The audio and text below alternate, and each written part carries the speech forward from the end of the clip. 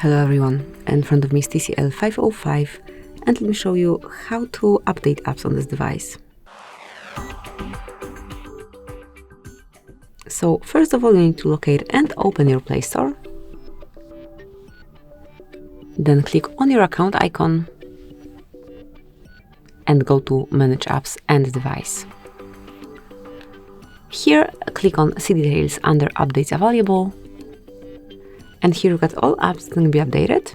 You can either pick one particular app and update it by tapping on update icon right next to the app icon, or let me stop it, or you can update all apps at once by tapping on update all. And then it will be done.